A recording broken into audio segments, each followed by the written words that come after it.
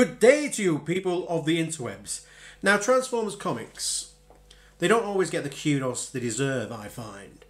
And we have been living in quite a glorious age where we're getting some really great talent producing some fascinating books. And so I kind of want to readdress that and start doing a regular kind of catch-up on Transformer comics, you know, that have recently come out, and I think it's going to be spoilerific. There's going to be lots of spoilers here, so if you're interested in reading the comics, I'd say read them. That's it. And then come back here and we'll maybe get some discussions going. So I want to look at two comic books today. That is Optimus Prime number 9 and Rom Vs Transformers Shining Armor number 1. So let's get started. Optimus Prime, issue 9. It's a comic book. It started off called Transformers Robots in Disguise after the death of Optimus Prime arc. He didn't die. Spoilers. And it went from Robots in Disguise, but when they started making the new Robots in Disguise cartoon, they rebranded it again into Transformers. But obviously being several Transformer comic book series out, and one of them called Transformers, that still was a bit confusing, so it's become now Optimus Prime, and it's about Optimus Prime trying to annex Earth to be a Cybertronian colony, and everything that goes wrong with that. So even though it's Optimus Prime is the title character, it's not always about him, and it certainly isn't this issue. This issue is entitled The Life of Sideswipe. So, back several issues ago, when Galvatron was trying to take over the Earth, Sideswipe was mortally wounded in combat and has been in a CR chamber on life support ever since, and has been to and fro with them trying to find this Retgar from the Junkions has, said that with his Positron core that he would have been able to fix him, but the positronic core was shot in a battle and it was destroyed. So it's left RC, who was fighting alongside Swipe when he was injured, has been looking over him. And she's like a very... When we first started the phase 2 of the Robots in Disguise, of the Transformers comic books, RC was very much this character who just seemed to be able to do everything and was in and out, assassinating Decepticons here and there, like really powerful robots that you'd think, what should we be able to do? But why is she so annoying? And the character is just, for me, really grown on me, and I think from John Barber, who's written this comic, his arc is RC's arc that has gone from the beginning of them taking over after the death of Optimus Prime. After that arc, for me, that is the standout character that has just progressed so much from just this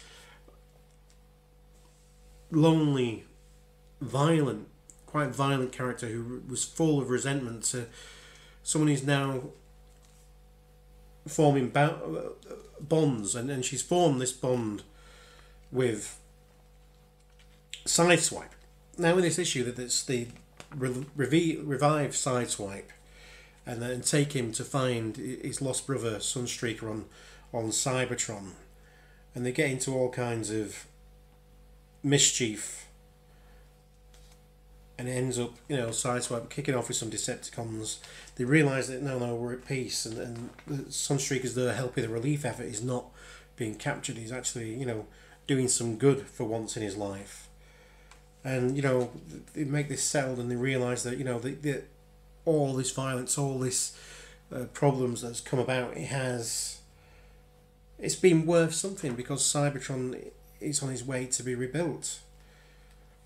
Well, then the final twist of it is that he's not being revived, that he is essentially just on his way to being brain dead in this coma. and Sideswipe dies. Said there'd be spoilers. So it's this incredible story about life and loss. And John Barber's writing just I think really good to me. I think he's so much grown in these arcs that he can do with the Transformers. And then Kay Zammer's, I think I'm pronouncing right, Kay Zammer's artwork, the use of light and dark here is just, and the angles, it's just glorious. It's that mix between, it's a little bit senior, it's a little bit G2, but it's, you know, that very much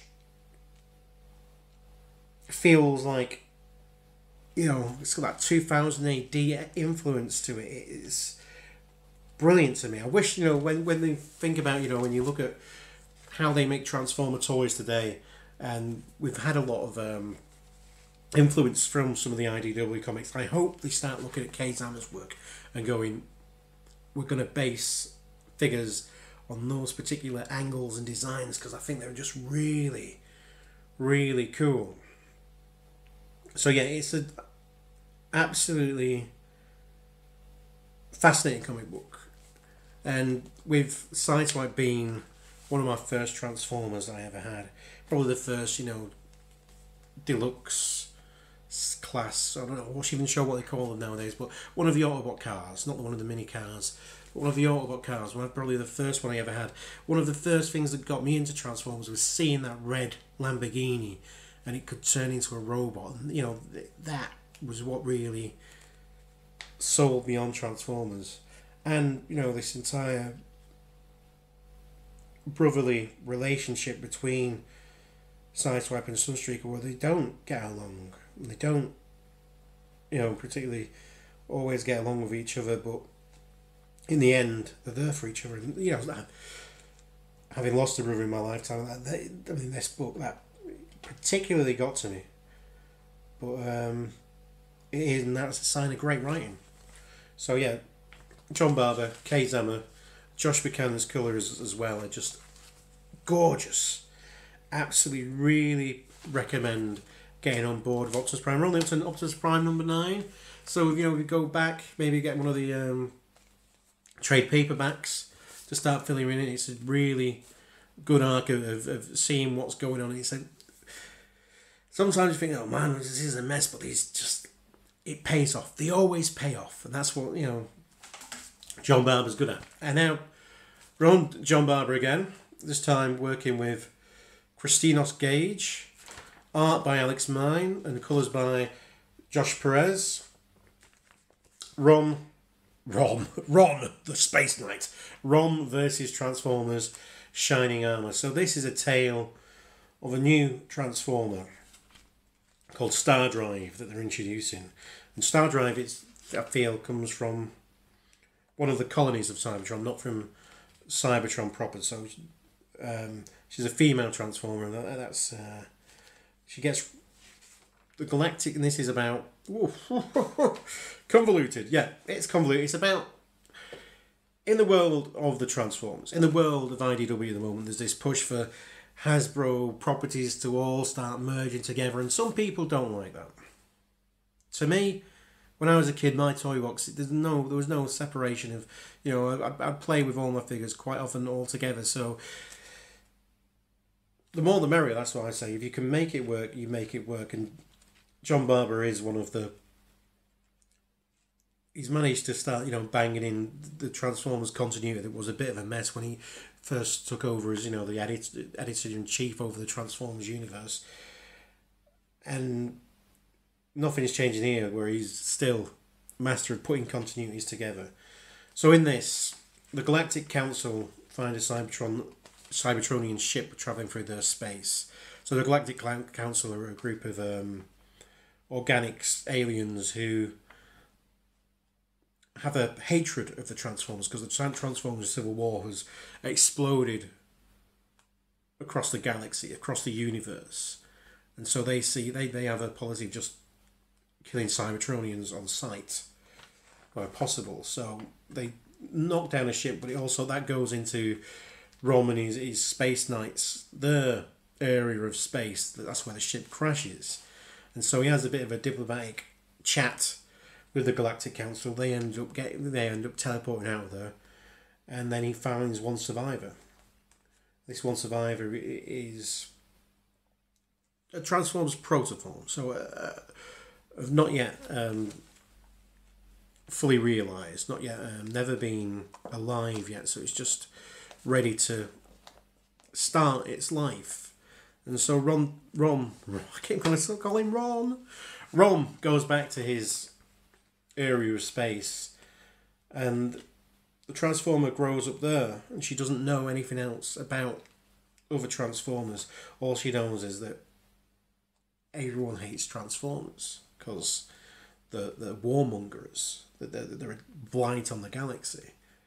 So she eventually becomes one of these space knights because to fight the Dire Wraith menace, which Dire Wraiths are worse than Transformers. The Dire Wraiths are magical, evil creatures. So after the Dire Wraith's home world has been destroyed, they've scattered across the universe. So the Space Knights now need to go into other areas of space to hunt these down. So they arrange a meeting with the Galactic Council. But it all goes awry where it turns out that these emissaries from the Galactic Council are actually Dire Wraiths in disguise. And not only that, but they are working alongside the Decepticons. And so the Decepticons, who have realised that there's this Cybertronian Space Knight, and they know that Transformers can't exist without Energon, have summarised that the Space Knights have found a way to synthesise Energon, which they have, and that to them is a valuable prize. So they're willing to go along with the Dire Wraiths to aid the Dire Wraiths if they can get hold of this Energon. And chaos ensues. And the issue ends with Ultra Magnus and Bumblebee coming into the fore. I mean, this is set in the past, so it's not... we know that these characters, a lot of these characters are going to survive because, well, they're alive in the continuity as is, or they're not alive in the continuity as is, but they've already died. So, but they're not going to die in this story because, you know, they play a part further on. Again, this is Alex Milne's artwork is an inspiration. It is, like I said, I think Kay Zama's work should inspire toys. Alex Milne's has, both officially and unofficially. People have looked at his designs and gone, "Yep, we're going to make some toys of that." And this is no different. Again, with Josh Perez's colours, it's just a really vibrant and gorgeous, intricately detailed book. I mean, just look at this. You can make out in this spaceship all the lights and everything. That is just absolutely gorgeous. Every page. There's not a duff page in here. And that's why, really, we need to start looking at Transformers comics and saying it's okay to enjoy Transformers comics. They're actually quite a lot of fun. They are fun. So if you'd like me more to talk about, Transformer comics, maybe be grammatically correct in the way I speak as well. If you'd like that, leave comments below. Let me know that, you know, this is something you'd like me to see again. I'd like to, you know, be able to continue to do other things other than just talk about Transformer toys or whatever else. And I enjoy the comics. I might not be the best reviewer of comics out there, but it is a start, is it not? So if you enjoy that, maybe we'll do another couple of comics again, or maybe we'll do one comic at a time. Let me know in the comments below. Remember, if you're new around here, you can like, comment and subscribe. Until then, be excellent to each other, party on dudes, and because you deserve it, bestow! Bestow!